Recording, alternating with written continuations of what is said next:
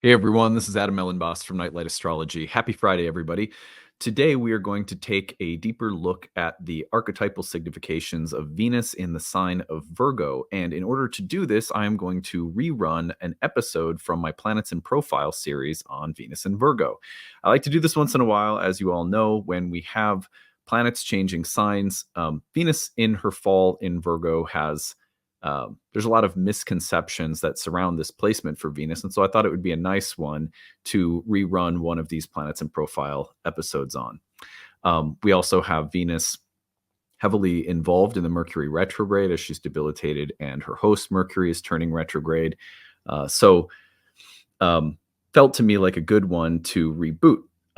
These episodes are also a chance for me to expose newcomers to the channel to these series that are evergreen. You can look at planets in profile, Mercury, Venus, and Mars through all 12 signs. If you go back into my archives, I think there's actually a playlist under my playlists. You'll find the planets in profile series, and this is a good way to just learn more about each of the planets through the signs. Right now, we are moving the moon through all 12 signs. We just finished Leo, so Virgo will come next for the moon. Anyhow, I hope you will enjoy this episode today and that it will help you learn a little bit more about Venus's placement in Virgo, why she has the dignity that she has in this sign, what it means, what it doesn't mean, and how you can work with or understand Venus's presence in Virgo over the course of this month of August. So that's the agenda for today. Before we get into it, as always, don't forget to like and subscribe. Share your comments and reflections. If you have Venus and Virgo, what can you add to the conversation? Certainly, all of you who live with Venus and Virgo as a placement may have some really unique insights. We love hearing from people. We are trying to get to 70,000 subscribers on the channel. So if you listen regularly and you haven't yet subscribed, we really appreciate it. It helps our business grow, helps the channel grow. You can find transcripts of any of these daily talks on the website, which is nightlightastrology.com. And when you're over there, be sure to check out all of our upcoming live events under the events tab. We have a talk on August 22nd on the 8th house that you can register for. If you can't attend live, you get the recording. So yeah, be sure to check those things out. And with that being said, I hope you will enjoy this exploration of Venus and Virgo. Hi, everybody. This is Elenbaas. It is July 9th today, and we are going to be taking a look at today's entrance of the planet Venus into the sign of Virgo. So this is a not like a monumental transit or anything. We have Venus entering Virgo pretty regularly. Definitely, you're going to see Venus entering Virgo every summer. Venus always follows behind the sun or in front of the sun very closely within two signs. So Venus entering Virgo is not like the biggest deal in the world, but whenever a planet changes signs in your birth chart in ancient astrology using whole sign houses, it changes houses. And so you have a new set of topics that are being activated by the ingress of a planet into a new sign. So it is worth paying attention to whenever any planet, no matter how fast it moves, changes signs. So for that reason, we want to take a look at Venus entering the sign of Virgo. It's going to do so late tonight, Eastern time, a little bit earlier in the evening if you're on the West Coast. And one of the main topics that I want to explore today, in addition to just the general, what can I expect from Venus entering Virgo, is this question about planets being in their fall or depression. What does it mean that ancient astrologers had this certain category that they used for planets that were said to be depressed or in their fall? Specifically, what did ancient astrologers have to say about Venus being depressed in the sign of Virgo? Why did they use this language? What does it mean? What is it getting at? What does it mean for us? What does it mean if I was born with Venus in Virgo? So these will be some interesting things to look at today. And this is part of my intention to start looking at individual planets and signs a little bit more, because one of the things that I get questions about consistently, like all the time, is what does it mean that I was born with some planet in some sign? So hopefully we'll build a little library of audio video clips that will be a little bit shorter than my normal talks on the transits are usually 45 to 60 minutes. So the purpose of these is also to try to bring more people into astrological learning and build some bridges into the longer work that I do by providing some sort of shorter videos that are more compact and covering just basic things like what is Venus and Virgo all about, or we could have easily just as done one on Venus and Leo or something like that.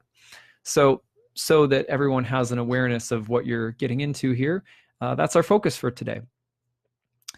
So let's start by just asking the very basic question of what does it mean that Venus is going into Virgo, and what are some very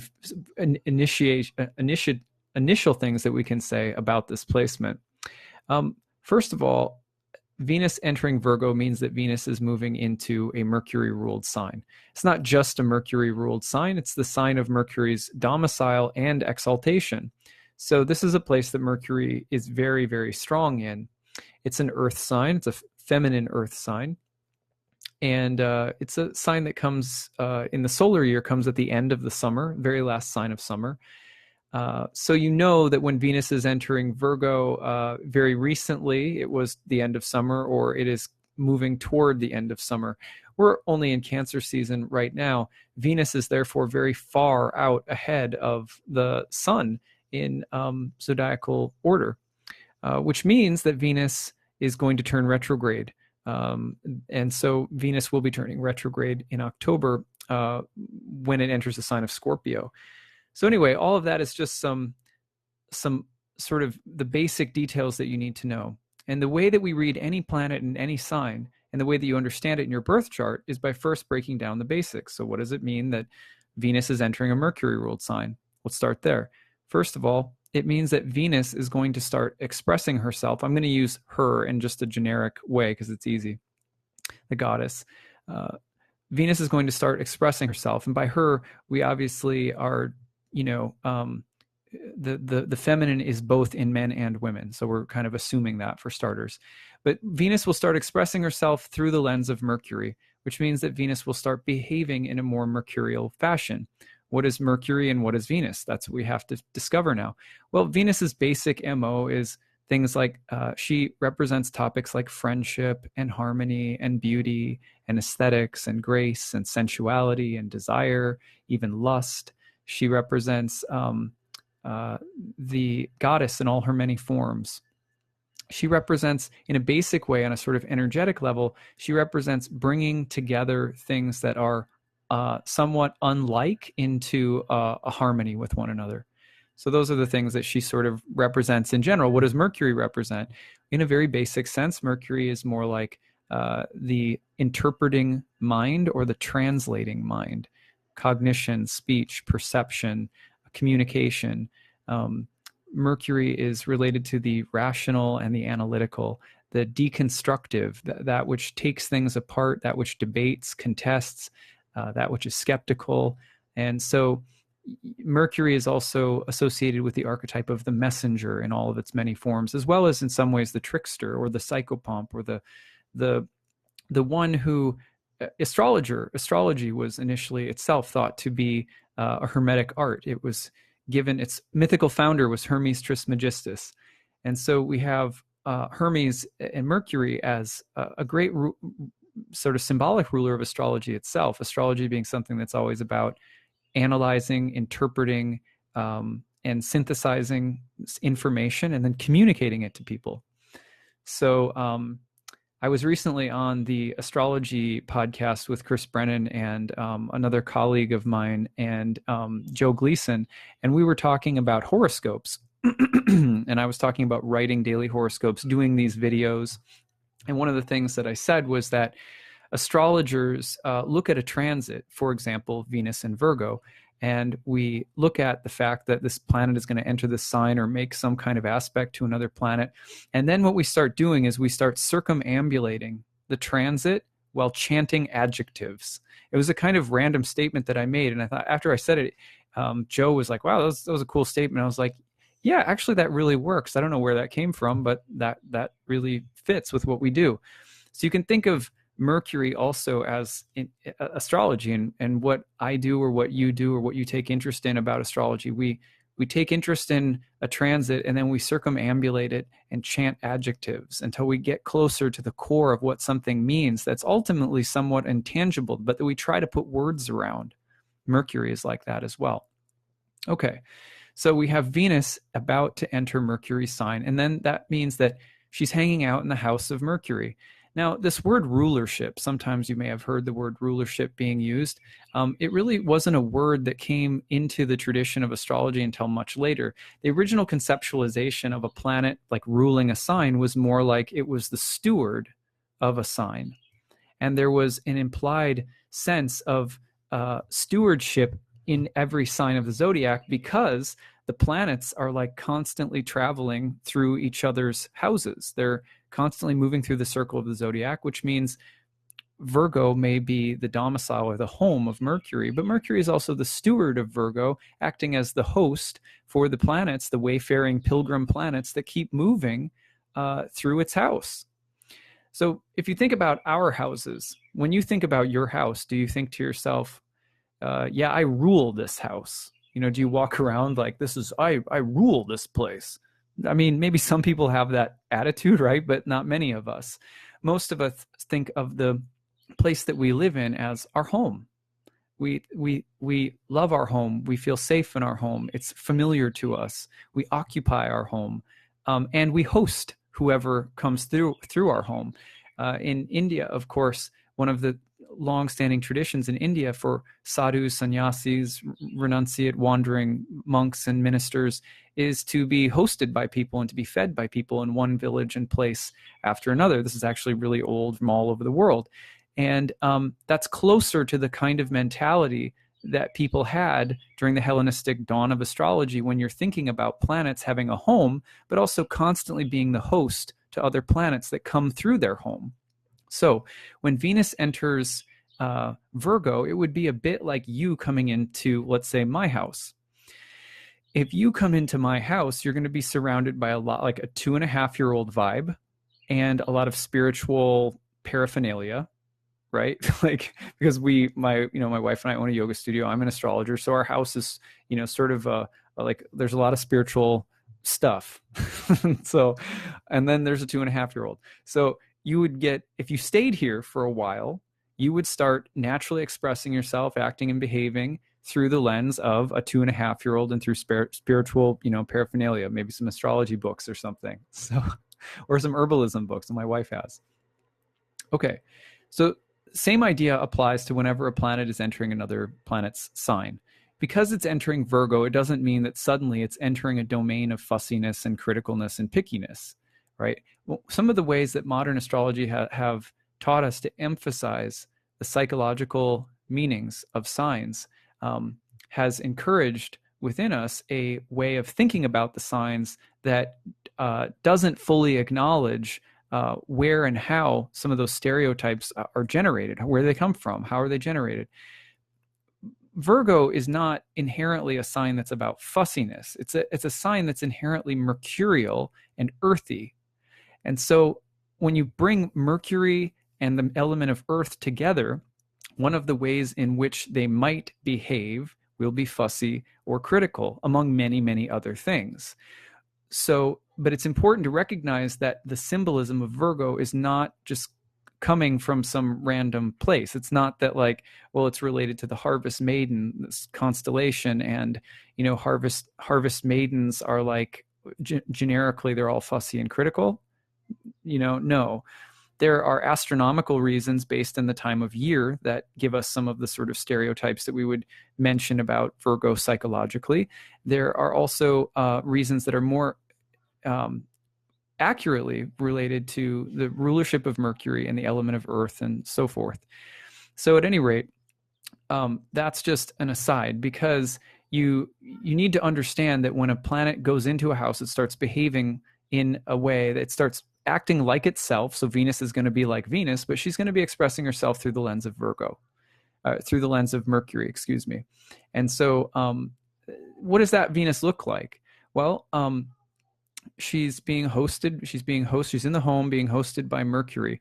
So Venus becomes a little bit more analytical. She becomes a little bit more rational. She becomes a little bit more interpretive, or she becomes a little bit more skilled. Mercury also has a ancient association with all skilled trades, whether working with your hands or technical information or data or specialty kind of skill or technical things in general. So she may become more technical. She could become more fussy. She could become more earthy and practical, concerned with things that are a little bit more conservative, that are, you're interested in shaping or forming something and like that. So those are some of the ways that Venus can start behaving very basically once she enters Mercury's home. So what does that mean in your chart? Well, right now, it may not be the biggest influence in the world because it's a pretty fast-moving transit. But you look at the Virgo-ruled area of your chart and you start thinking to yourself, Venus is going to start coming in and being like Venus. She's going to realize she wants to harmonize. She wants to start harmonizing things. She's concerned with beauty. She's concerned with friendship and love and sensuality, maybe lust, etc. But now she might be interested in those things while also adopting a kind of Mercurial attitude, more technical, mental, rational, skilled, etc. Just some basics here so that you can start putting these together on your own. So then just look at that house in your chart and think, okay, that's what's going to happen. All right, so for example, in my chart, it's about to enter my 5th house. Well, that's a house that's associated with creativity and the arts. So let's say that I'm about to try to start making things, but it's going to require that I have more careful attention to details, or the things that I'm going to start crafting are going to have a more technical, analytical, or rational quality to them, right? Just very simple stuff. And that would be Venus entering Mercury's abode of Virgo and moving into my 5th house of creativity. But let's say that we're looking at the 5th house in terms of children. Well, what if I was about to start teaching my daughter how to draw the alphabet with finger paints or something, or, use some finger paints to draw out the letters of the alphabet. And I'm going to start working with her on this every day. Well, there's a Venus and Virgo activity in your 5th house of children. Really simple. So it's kind of a fun way it's an easy way to look at a planet, say, what does the planet act like normally? Whose house is it in? And it will start behaving in the manner of the host of that house. And then look at the house it occupies in your chart as it's changing signs, and you may notice the qualities and themes there. So then you can also be careful of some of the extremes. For example, Venus in Virgo may tend to look a gift horse in the mouth. Take something beautiful or nice or generous or sweet or harmonious and pick it apart. So you want to be careful of that. Or Venus in Virgo, on the other hand, could make you more self-conscious and critical of your own looks or your body. It could have you easily criticizing your own food if you make food. So those are some of the things you could be careful of, is sort of overly critical, rational, or analytical things sort of killing the vibe of Venus, right? On the other hand, some of the gifts of this placement, which we've already mentioned, again, would include things like, bringing a little bit more precision or a little bit more thoughtfulness or carefulness or craftiness into something that's aesthetic. Maybe there is some room for some constructive criticism, or maybe there's something in relationships, there's room for improving things in order to make them more beautiful or more harmonious. And you will have an eye for being able to deconstruct and analyze the problem. And then by analyzing that problem, again, you could make something overall more appealing. Okay, so those are just, again, some examples of the positives and negatives you could look for. Now, let's talk about why Venus in Virgo was considered to be in her fall. What does that mean? Well, I'm going to just read you something, and this comes from Rhetorius. I'll hold this up so you can see it. Great book. If you ever want to start getting into reading ancient astrology, it will really change your practice to help you understand the way that ancient astrologers were thinking about these things. Here's what Rhetorius says about the exaltation and fall of Venus and its relationship to Mercury. Again, for what reason is it that Venus is exalted in Pisces and there Mercury is in its fall, whereas Mercury is exalted in Virgo and there Venus is in its fall? We say that Mercury is the lord of words, but Venus is the ruler of desire and sex. Here then does the rational increase, there is desire and the enjoyment of sex in its fall. And here is longing and pleasure exalted, there is logic in its fall. So a very, very simple statement. Let's think about it like this. When Venus is in Pisces, it's said to be exalted, right? But that same place where Venus is exalted in Pisces, what does an exaltation mean? An exaltation, you could think of, let's start there. Exaltation, you could think about as a planet experiencing a kind of very uh, high peak of its natural qualities. So Venus in Pisces is especially romantic, dreamy, sensual, exotic, etc. And when Venus in Pisces reaches the moves into the sign of the fish, moves into the abode of Jupiter, it starts expressing Venetian qualities through the lens of Jupiter. They all get big and fantastic and great, right? So that's Venus exalted. She gets lifted up on high in the sign of Pisces, that expansive Jupiter place. Okay. But then in that same place, Mercury is depressed. What does that mean? Well, it means that when you take Mercury and you put it in its natural, analytical, rational features, and you put it in the sign of Jupiter, and you put it in the exaltation of Venus, well, those are places where the intellectual, the rational, the deconstructive, the skeptical, the debating, the argumentation, the vacillating, those qualities are all naturally diminished in the sign of Jupiter and the exaltation of Venus. Because Venus likes to bring things together. She harmonizes things. Mercury likes to take them apart. Jupiter also coheres, creates larger wholes, creates larger unities. That's why they're both considered benefics, because both planets tend to bring things together, confirm, say yes, bind together, make bigger, grow, expand, etc. Most people in general like that. You want your smile to get bigger, you want your happiness to get bigger, you want your garden to get bigger, especially if you're, a farmer. You want the rains to come and replenish your crops. You want your sex life to improve. You want your fortune to improve. You'd like your bank account to increase, right? Those are all Venus, Jupiter things, because Venus and Jupiter is, working things together to grow them. Mercury's natural feature is about analysis, interpretation, etc. It doesn't do well in that kind of environment. It's naturally placed into a position, you might say, of subservience to things like faith, Jupiter, or coherence, or adherence, or harmony, and also indulgence.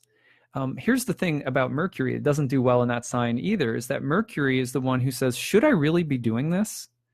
It looks good, sounds good, looks like it'll make me happy, but maybe I'll feel bloated afterward, or maybe I'll get lost, or maybe it looks good, but all that glitters isn't gold." So the rational and analytical is also sort of swept out to sea in Pisces, because Jupiter, Venus like to hang out there. Okay, so there's Mercury in its depression. Flip it over to the other side, and what do you have?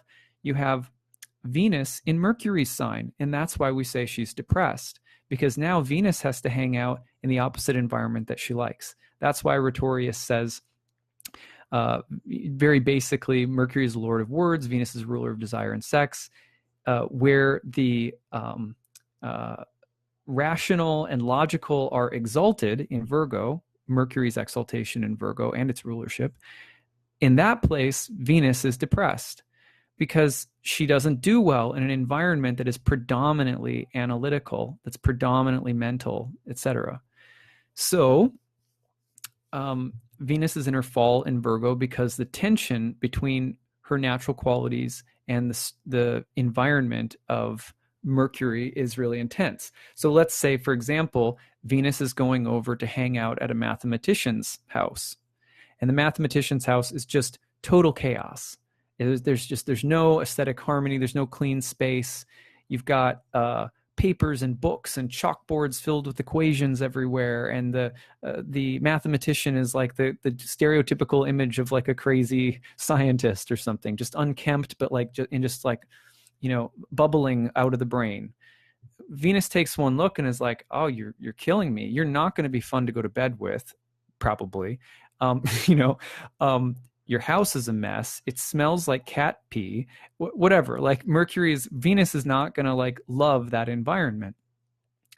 Okay, so she's naturally uncomfortable, basically, is what what we're trying to say. So what does that look like? Okay, well, it can actually play out in some very, very interesting ways.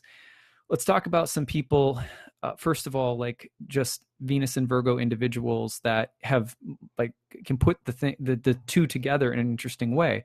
For example, Martha Stewart. Martha Stewart, Venus and Virgo. You have a really nice combination there of Venus getting along with Virgo. Venus getting along with Mercury as the ruler of Virgo. You have someone who is really crafty. You have someone who's not lacking in aesthetic. She's really, really talented, but it's very earthy. Has a kind of puritanical, earthy, all-American feel to it for the most part. And it's a little dry, maybe. But she's also a sort of technical master, a craftswoman, a master craftswoman. So that's a great example of Venus and Virgo. It doesn't necessarily have to mean that anything is jacked up. Okay. Similarly, one of my good friends who did my wife's astrology buddy of mine who did my wife's hair for our wedding. He is Venus in Virgo, and he is is very famous stylist in New York. We became friends through astrology while I was living in New York. I met some people and ended up getting introduced to him, and we traded some astrology for her hair. And he's done people at the Oscars, at all the big award shows. He had his own salon in New York City. I mean, he's been Vogue's like top stylist of the year. Just has a ridiculous resume, and he's got Venus in Virgo. It's the beauty and precision combined. So there are great examples of this. However, like in the case of Martha Stewart, you also have some interesting tensions. For example, when you have the tension between Venus and Mercury going on, when Venus is in her fall in Virgo, you also have, for example, the tendency to be maybe very masterful when it comes to design, but also really uptight or pent up in some other way. So for example, not to pick on Martha Stewart, not to judge anybody, but if you've ever seen the Saturday Night Live episode, there's a number of them where they have someone impersonating Martha Stewart. Often she's walking around and she'll be totally naked in the sketch, and they'll like blur out certain parts of her body, and she'll be walking around telling you how wonderful and beautiful and perfect like everything is, and it's just so all-American and perfect looking, and she's talking like a total robot, and in the meantime she's totally nude. Of course, everyone finds that skit really funny, especially if you've ever sort of seen Martha Stewart, because there's something that's just a little too perfect. Venus doesn't actually like things that are too perfect, because when things are too perfect, you can't touch them. There's no interacting. There's no sensual relating to them. It's too dry. It's too perfect. You see what I'm saying? So there's something about Venus and Virgo that can also present in a sort of perfectly, the perfect pedicure, the perfect presentation, but there's something about it that's too controlled, that's a little too rigid, that's a little too dry, like that. Because you can always see that tension with Venus and Virgo. The perfectionist tendency can actually kill something very vibrant and organic and a little bit more messy about what Venus actually is. So that's just something to think about with those two. Then let's see. Aesthetic. We talked about aesthetic precision. Okay, here's the other thing. When you have Venus in Virgo and it's the tension between Venus and Mercury appears, you can also have people who get pent up inside sexually, or they get very frustrated sexually because of a tendency to be more anxious, controlled, earthy, conservative, practical, analytical, etc. And you have this manifesting sometimes in the sort of in Virgo in general. Sometimes you can talk about the mythic dichotomy between the virgin and the whore, two classic sort of literary archetypal images that are associated with the goddess, the feminine, etc. And You have, for example, that dichotomy in the gospel story between Mary Magdalene and the Virgin Mary. You have two Marys. One is the prostitute. One is the mother of God, and yet both have intimate, deep relationships with Christ in the story. So Virgo often embodies the virgin whore dichotomy sort of inherently within it in myth, in a mythic sense. But when Venus is in Virgo, that can become extra extreme. So the tendency to be analytically held back, cautious, conservative, skeptical, or sort of nervous mentally or emotionally can lead to the need to just sort of explode into extreme displays of, sensuality, sexuality, sexual freedom, et cetera, et cetera. So, for example, Wilt Chamberlain, who's a famous basketball player, I was reading about this today. Wilt Chamberlain, apparently, I should double check this. Let me just double check it while I've got it. But I was reading this earlier today, and Wilt Chamberlain wrote a memoir, and the memoir was about his career as a basketball player. He was a very famous basketball player, and here we go. And he was a very famous basketball player, and he wrote a memoir in which he talked about having slept with he calculated it something like over 20,000 women in his life. And, you hear that and you're just like, that is so, that's just so intense. And yeah, here it is. And in fact, he has, just so you know, he has Venus in Virgo conjoined with Neptune, right? So there's that. That's exactly what I'm talking about. In fact, he struggled. We had different kinds of nervous restlessness that caused him to have insomnia for a good portion of his life. And he also had these really powerful sexual drive that accompanied his fame. Just a simple example of how it's not like Venus in Virgo is necessarily prude. So some people will say that, Venus in Virgo, it's an earth sign. The ancient astrologers said Virgo was barren, it must be that you don't get laid or something like that. But no, this is not. In fact, it can represent like intense sexual tension that may be difficult to deal with, or that may vacillate between more repressive states and more expressive ones. So that can be, but the tension between the two can be really pronounced. So that's really the point there. And that can stand in our lives in lots of ways. That tension, the desire to show up in a way that's organized, careful, thoughtful, considerate, the perfectionism behind that. And Venus as the feminine is much more naturally fluid and naturally harmonizing with things that are unlike. So harmony is made between things that aren't identical, they're different. And Mercury's way of dealing with differences is to analyze them and to make or build something out of them, or to deal with them in a more rational and logical way. Venus's way is to just very fluidly find ways of sort of singing things that are different together. So you can just imagine how tense it might be for Venus in Virgo to be trying to sing things together and yet constantly having to do so in a way that's much more mental and technical and sort of blocky and chunky like that.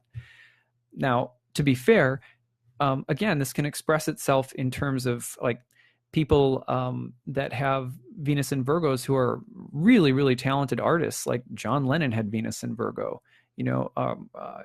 Nothing that's so clunky about John Lennon's music, right? It feels pretty fluid and amazing, and he had some good Libra energy in his chart. But some Venus ruled stuff going on there. But he also he was also a perfectionist, was very controlling, could be very bullying with the way he wanted things to go musically. Martha Stewart has been criticized for the same thing. So there's the same kinds of tension that can exist there. All right, so those are just some examples of Venus, people with Venus in Virgo, different things you can struggle with, or different talents you might have or abilities. Overall, the other thing you always have to remember with a fall in a chart is that it's not just about the psychological qualities or tensions that exist. A planet in its fall may also symbolize a low point in fortune. The highs and lows of fortune are constant in our life. This is our last thought. The highs and lows of fortune are constant in our life, meaning, You're going to have days where some things are really, really great. Your career is kicking and, you know, in high gear and you're really successful. You're going to have times where your career is not so great. Most of us go through ups and downs and fortune in all areas of our life, our whole life long. That's because that's just the nature of the material world. Astrology has always been about the ability of the planets in the sky in this language to reflect those highs and lows. So exaltations and depressions are also about the natural way that anything in life can become really glorious and sort of uplifted, or can become really downcast. And it's not just you personally. So if you have Venus in Virgo in your chart, it doesn't just mean like, oh, I'm personally afflicted because I'm like that. No, for example, in Martha Stewart's chart, Venus is in Virgo in the House of Friends. It's in its fall in the House of Friends, rules the 12th house of imprisonment. She literally, one of the low points in her life was that she went to jail, 12th house of imprisonment, because she took insider trading advice from a friend, Venus in the 11th house of Friends. So you have, or for example, John Lennon. John Lennon's Venus in Virgo is in the 6th, which is a house of struggle and strife in ancient astrology. And that was the ruler of his house of marriage. Well, not only was he greatly criticized because of who, you know, he married for various reasons that are not, you know, fair. There was some prejudice involved and so forth. But also, he was lambasted because it was said that his marriage broke up the Beatles. You know, so at any rate, you have Venus in his chart in its fall ruling the house of marriage. Doesn't mean it's a bad marriage. It means that there are valleys of fortune, the low points of fortune that are sometimes related, low points of destiny that may be related to the rulership of a planet over certain topics in our life. And when it's in its depression, it means it can bring the topics that it rules down into a deeper kind of place, a deeper, more difficult kind of place. So that's just, you know, two quick examples of Venus in a chart where the Venus in Virgo may not have anything to do with you personally as much as it may also reflect some low point in fortune. But guess what? Where there's a low, there's a high. And usually the thing that's present with any exaltation or depression is the tendency toward extremes of fortune in both directions. So that's something not a lot of people know about exaltations and depressions. They're like, gosh, it's such a depressing topic. But a depression is intimately linked to an exaltation. You can't have a drop in fortune without simultaneously knowing a high. So for example, John Lennon can't know what it's like to go through the ridicule and turmoil in his life surrounding marriage if it wasn't simultaneously connected to like, well, you were in the Beatles and everything was so great, and then you had to go and marry, you know, Yoko Ono. So the energy that surrounds the language of depression is linked to highs and lows of fortune and the way that they relate to one another in our lives. So it's just important to know that when you're thinking about them in your own chart. All right, so that's what we've got for today. I will see if there are any questions here. Otherwise, we're done. Never known a Virgo who was not at least a little neurotic. Thank you. Venus and Virgo, and you're loving this. Oh, good. That's good to hear. When the critic enters, love exits. There you go. Someone just realized you have Venus and Virgo. Okay, cool. All right, that's what I've got for you guys today. I hope this was interesting. Like I said, my typical talks are 45 to 60, so these I'm aiming to be more around half an hour on just more basic individual topics that people may find interesting that they may, you may have in your own birth chart. So we will hopefully talk to you guys soon. Eclipse coming up shortly, so we'll be taking a look at the upcoming eclipse in the next couple of days. All right, guys, have a good one. Bye.